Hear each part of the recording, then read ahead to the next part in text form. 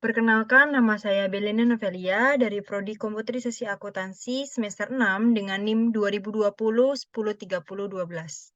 Pada kesempatan kali ini, saya akan membuat video yang menjelaskan tentang karya tulis ilmiah saya yang berjudul Aplikasi Pencatatan Transaksi Pinjaman Karyawan pada Koperasi Karyawan Bakti Mulia.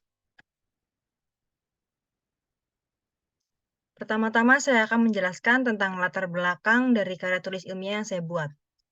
Latar belakangnya yaitu Koperasi Karyawan Bakti Mulia merupakan koperasi karyawan yang ada di dalam PT Arteria, yang dibangun untuk menyejahterakan dan membantu perekonomian karyawannya. Lalu anggota Koperasi Karyawan Bakti Mulia itu adalah karyawan PT Arteria Daya Mulia itu sendiri. Saat ini, administrasi koperasi yang dijalankan pada Koperasi Karyawan Bakti Mulia masih dilakukan secara manual. Misalnya, pada saat pengisian formulir pengajuan pinjaman pada karyawan, lalu penginputan data pinjaman karyawan, kwitansi pencairan dana, dan kartu pinjaman. Beberapa kegiatan administrasi tersebut tidak terintegrasi dengan baik, sehingga terjadinya kesalahan pencatatan oleh pengurus koperasi, khususnya oleh sekretaris. Berdasarkan latar belakang permasalahan tersebut, untuk mengantisipasi permasalahan tersebut, salah satu solusinya yaitu dibuatkanlah aplikasi pencatatan transaksi pinjaman karyawan pada Koperasi Karyawan Bakti Mulia, yang dapat membantu dalam pencatatan transaksi pinjaman karyawan. Kemudian, identifikasi masalah.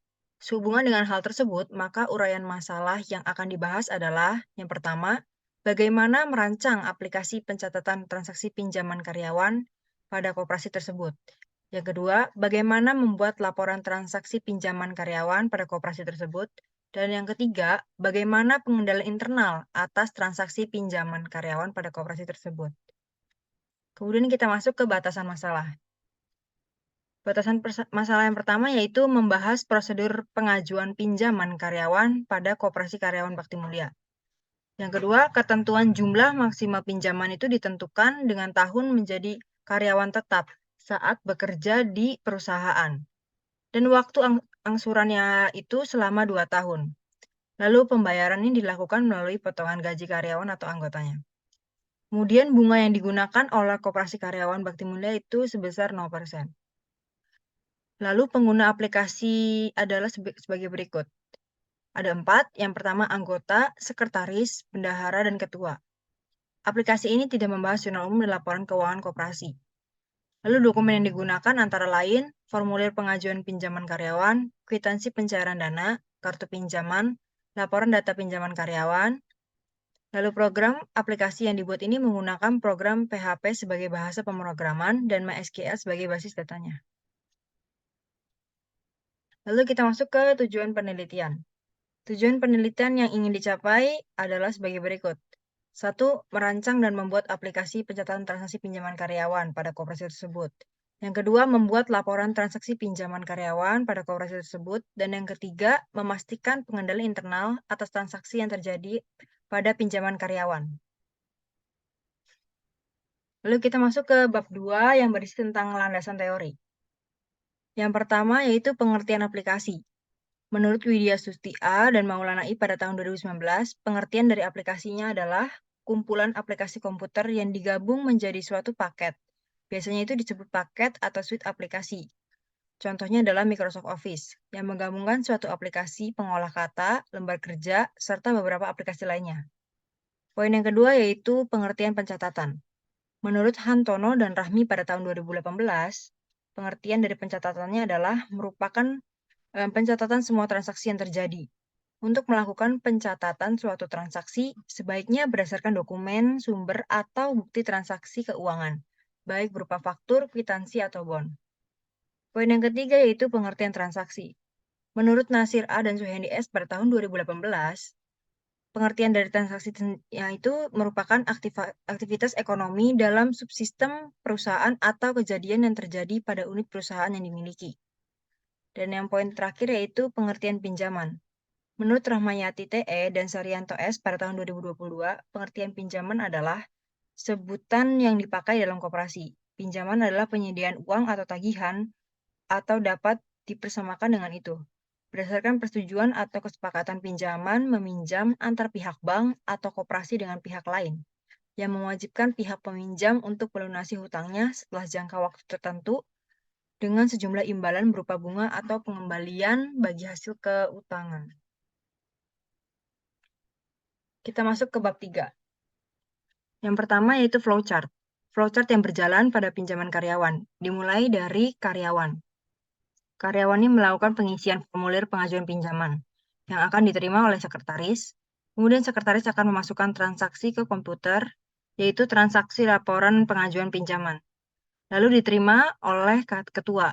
Nah, ketua ini melakukan penyetujuan pinjaman karyawan ke komputer. Jika disetujui, maka sekretaris akan membuat laporan persetujuan karyawan. Jika tidak, maka pengajuan tersebut tidak diproses. Lalu bendahara ini menerima laporan persetujuan dari sekretaris, kemudian membuat kartu pinjaman. Nah, kartu pinjaman ini juga dapat dilihat oleh karyawan.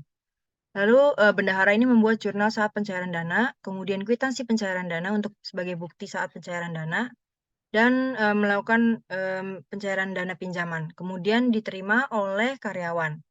Dan yang terakhir yaitu bendahara membuat jurnal saat penerimaan angsuran. Kemudian kita masuk ke flow map. Entitas pertama yaitu karyawan. Karyawan ini melakukan tadi sudah pengisian formulir pengajuan pinjaman, lalu dikelola datanya, kemudian database-nya itu berupa formulir pengajuan pinjaman. Dan karyawan juga dapat melihat laporan persetujuan pinjamannya, lalu juga dapat melihat kartu pinjaman, dan dapat menerima kwitansi pencairan dana. Kemudian entitas kedua yaitu sekretaris. Sekretaris ini mengelola data anggota koperasi yang menghasilkan database-nya data koperasi juga, data anggota koperasi, lalu menampilkan formulir pengajuan pinjaman. Kemudian mengelola laporan pengajuan pinjaman dan mengelola laporan persetujuan pinjaman. Entitas yang ketiga yaitu bendahara.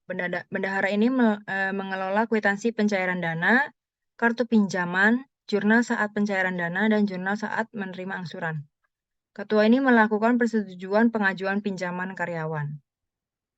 Lalu kita masuk ke diagram konteks. Diagram konteks yang pertama yaitu dimulai dari sekretaris. Sekretaris ini menginput data anggota dan menghasilkan output data anggota, laporan pengajuan pinjaman karyawan, laporan persetujuan pinjaman karyawan. Kemudian ke entitas kedua itu bendahara. Bendahara ini melakukan inputnya kwitansi pencairan dana, kartu pinjaman, jurnal saat pencairan dana, jurnal saat penerimaan angsuran. Menghasilkan outputnya jurnal saat pencairan dana, kwitansi pencairan dana, jurnal saat penerimaan angsuran, dan kartu pinjaman. Kemudian kita masuk ke entitas ketiga yaitu karyawan. Karyawan ini melakukan input formulir pengajuan pinjaman dan menghasilkan outputnya juga formulir pengajuan pinjaman. Ketua ini menerima hasil dari laporan pengajuan pinjaman. Kemudian kita masuk ke DFD. Pada proses 1.0 yaitu kelola data anggota, ini dari sekretaris mengelola data anggota, kemudian menghasilkan tabel anggota. Lalu dari karyawan ini inputnya formulir pengajuan pinjaman di proses 2.0 yaitu kelola formulir pengajuan pinjaman. Kemudian menghasilkan juga formulir pengajuan pinjaman yang akan disimpan datanya di tabel formulir pengajuan pinjaman. Pada proses 3.0 yaitu validasi pengajuan pinjaman karyawan. Oleh ketua akan divalidasi pengajuan pinjaman tersebut lalu menghasilkan laporan persetujuan pinjaman karyawan. Pada proses 4.0, level 4.0, kelola kartu pinjaman. Di bendahara ini akan menginput kartu pinjaman dan menghasilkan output kartu pinjaman yang akan disimpan datanya di tabel kartu pinjaman.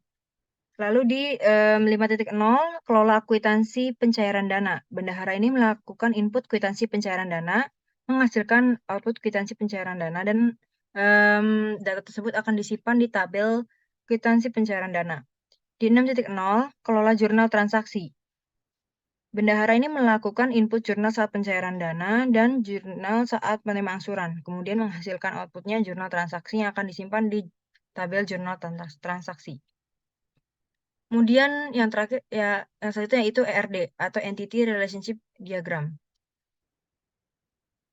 Entitas yang pertama yaitu sekretaris ini memasukkan username dan passwordnya, kemudian menginput data anggota, yang berisi nama anggota, jabatan, nomor telepon, alamat, NIK.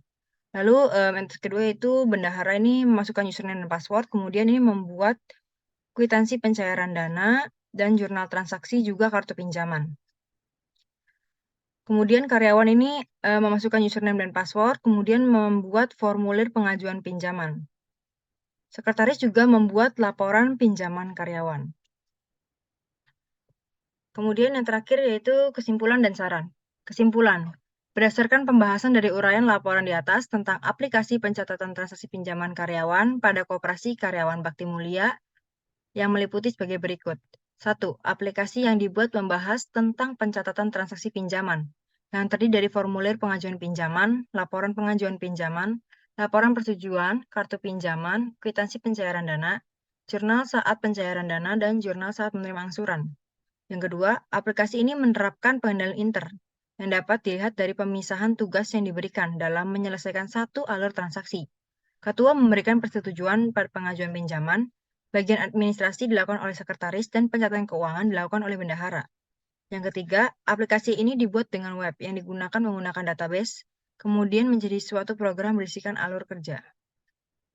Lalu, adapun saran dari hasil laporan di atas adalah diharapkan ke depannya aplikasi ini mencakup laporan keuangan yang lengkap dan mencatat transaksi simpanan dan dapat diakses oleh anggota.